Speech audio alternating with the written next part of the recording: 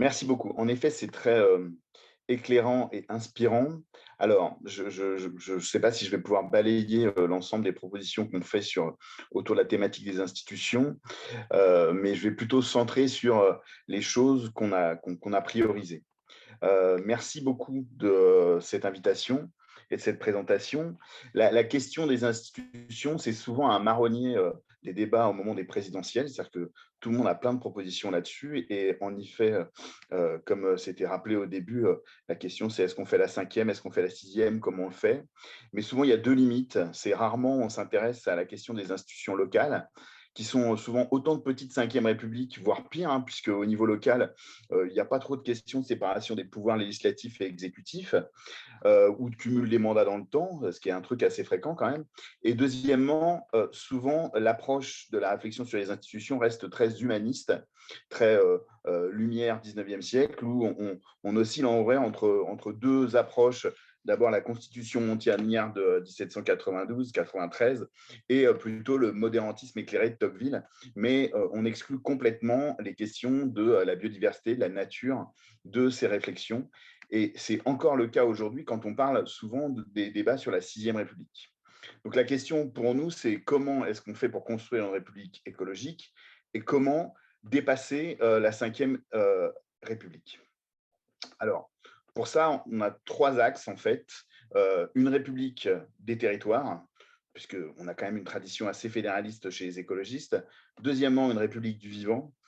Et enfin, pour reprendre ce qui avait été évoqué notamment au début, la question de la République des gens et la place des services publics dans l'État. Sur une République des territoires, l'État qu'on imagine et qu'on souhaite, c'est d'abord un État qui est décentralisé. Donc, on doit refonder les rapports entre l'État et le monde local pour armer les territoires dans la lutte contre le dérèglement climatique. Il y a déjà des territoires qui font beaucoup de choses. En effet, l'État doit plutôt avoir une vision de planification, mais il doit aussi soutenir ce qui se passe localement et ce qui est plutôt intéressant pour aller vers la neutralité carbone, pour aller vers l'alimentation biologique et de proximité, les transports en commun. Et ça, c'est important de réussir à faire vivre une démocratie locale parce qu'il y a quand même beaucoup de solutions qui existent déjà et qui sont portées au niveau local. Pour faire vivre cette démocratie locale, il y a un élément qui est important, c'est la question du suffrage universel direct au niveau local pour les mairies, mais aussi pour les intercommunalités qui aujourd'hui ont beaucoup de pouvoir, et en plus revoir tous les multiples syndicats qui sont des échelons un peu supérieurs, notamment autour de la question de l'eau, et qui malheureusement ne sont pas des outils de démocratie directe parce qu'ils ne sont pas élus directement par la population. Deuxièmement, un État fédérateur qui doit être chef de file dans la transition écologique et démocratique. Pour ça, c'est donner aussi aux territoires, aux régions, aux départements, des ressources fiscales qui soient propres, qu'elles ne dépendent pas d'une contractualisation avec l'État pour leur dotation. Un renforcement, une rationalisation des compétences des collectivités. On a eu la question assez longtemps sur la place notamment des départements, la place des intercommunalités. Sur le département, par exemple, notre option, c'est plutôt de vraiment faire du département la collectivité qui gère la question sociale. Une réforme aussi du Sénat, mettre en place un référendum d'initiative populaire et des consultations sur les grands projets structurants et un droit d'interpellation des élus. Enfin, c'est un État fédéral qui se place en Europe et dans le monde. On est très européen, on a beaucoup travaillé là-dessus sur les institutions au moment des européennes et on souhaite réformer l'Europe pour aller vers une véritable Europe fédérale et un pouvoir plus fort donné au Parlement pour une vraie séparation des pouvoirs, là aussi, entre exécutif et législatif. On avait proposé en 2019, je pourrais y revenir si jamais il y a un peu des questions là-dessus, mais comme là, du coup, je balaye un peu en général, la question du traité environnemental européen. C'était une proposition qu'on avait rédigée, qui était surtout portée par Marie Toussaint, qui était de faire au niveau européen un nouvel acte de la construction européenne fondé sur la transition écologique, avec par exemple la création d'un parquet européen de l'environnement et de la santé environnementale, mais aussi la création d'un Conseil européen de la nature et du vivant. Ça me permet de faire la transition avec la deuxième piste, c'est une république du vivant. Une république écologique, je le disais tout à l'heure en introduction, ça ne peut plus être simplement une république qui se pose la question du rapport entre les citoyennes et les citoyens, c'est aussi une république qui se pose la question du rapport de l'homme, des hommes et des femmes à la nature. Premier élément structurant, c'est le projet qui reprend un peu l'idée du traité environnemental européen de créer une chambre du vivant.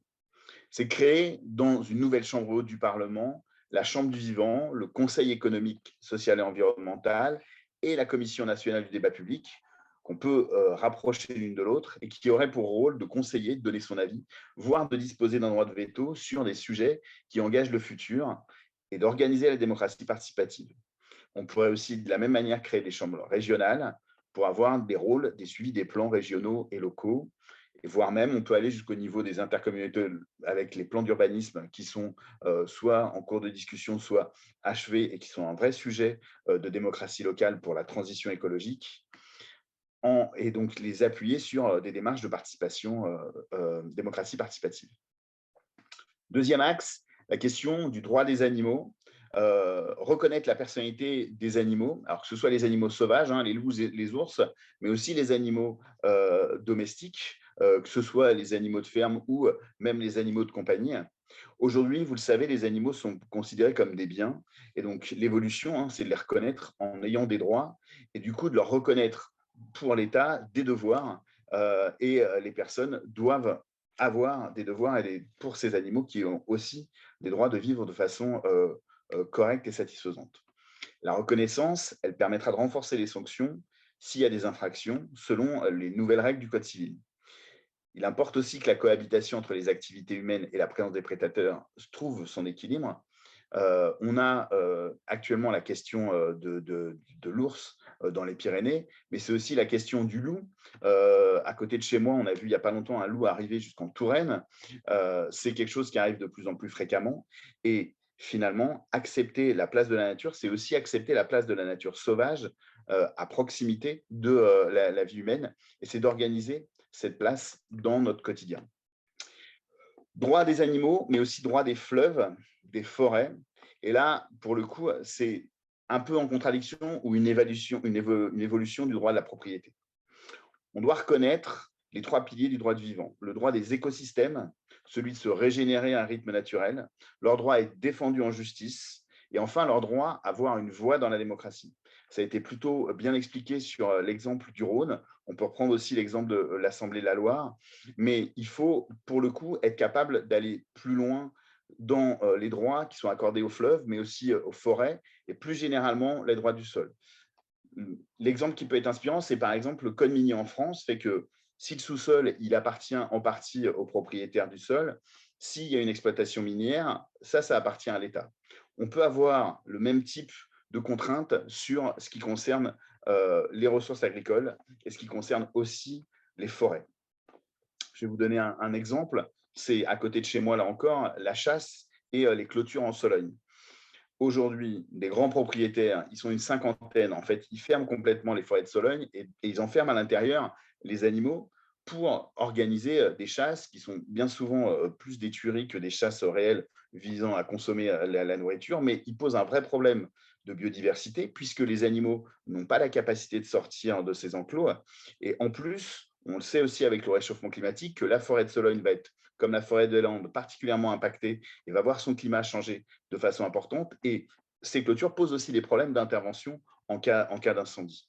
Donc, on doit pouvoir être capable de dire que finalement, le droit de propriété, il permet d'avoir une forêt, mais une forêt, c'est d'abord un droit et un espace naturel pour le poumon en fait, de la planète, même à un niveau très local, mais aussi pour la biodiversité, pour les animaux qui y vivent. Donc, ça veut dire qu'à un moment donné, c'est refuser ces clôtures et donc remettre en question les habitudes et en tout cas des logiques de privatisation d'espaces publics. On a ça pour la forêt, mais on a aussi les mêmes types de réflexions sur la question de l'accès aux terres agricoles et la protection des terres agricoles. Là, pour le coup, l'exemple le plus frappant, c'est les pollutions des nappes phréatiques, que ce soit en Beauce ou dans les plaines autour du bassin parisien, où en quelques années, en fait, une grande partie des points de captage qui sont situés sur les grandes plaines sont aujourd'hui inutilisables pour l'eau courante. Troisième partie, enfin, c'est que la République qu'on souhaite, c'est une République des gens. Une République des gens, c'est une représentation de toutes et de tous. Donc ça veut dire une proportionnelle, qui doit être la norme pour l'ensemble des élections, engager un débat sur des modalités plus précises pour les élections législatives, avec ce qui me paraît important, un principe de simplicité. C'est-à-dire que soit un modèle électoral qui est cohérent, qui se ressemble à chaque niveau d'élection, puisque aujourd'hui, on a quasiment un mode électoral pour chaque élection.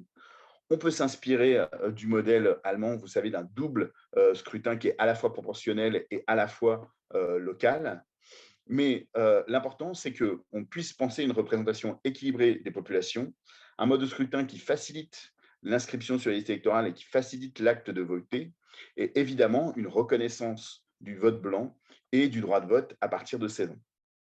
Sur la République des gens, c'est aussi, parce que ce n'est pas la question simplement de voter une fois tous les 5 ans, c'est d'avoir une démocratie de proximité. Simplifier les procédures d'enquête publique, mais les rendre vraiment aussi possibles, puisque aujourd'hui, quand il y a un projet au niveau local, l'obligation, c'est un petit affichage sur la mairie avec des formulations qui sont souvent très juridiques. Des fois, l'obligation d'un débat public qui est organisé en catimini avec le minimum d'informations pour surtout qu'il n'y ait pas trop de gens qui viennent. Et puis, vous savez, un cahier où on peut refaire des remarques. Les remarques, elles sont présentées au conseil et ensuite, on adopte le projet quand même.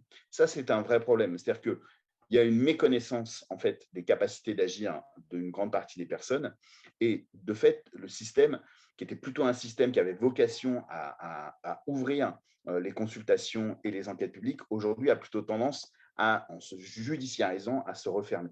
Donc il faut simplifier ces procédures, permettre aussi les élections directes au niveau local, le droit aux référendums locaux, mais il faut aussi protéger les élus avec un statut véritable et en particulier une meilleure rémunération des maires en zone rurale qui disposent de peu de moyens.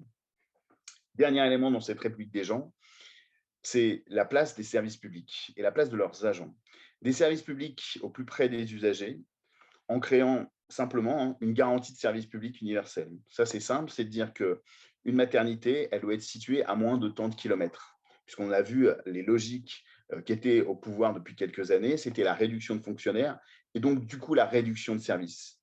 La réduction des maternités, ça veut dire que pour certaines personnes, aujourd'hui, les maternités sont situées à plus de 40 kilomètres du domicile. Donc, ça provoque des risques de santé, d'accouchement dans des conditions difficiles. Et c'est arrivé malheureusement plusieurs fois dans des zones qui sont très isolées.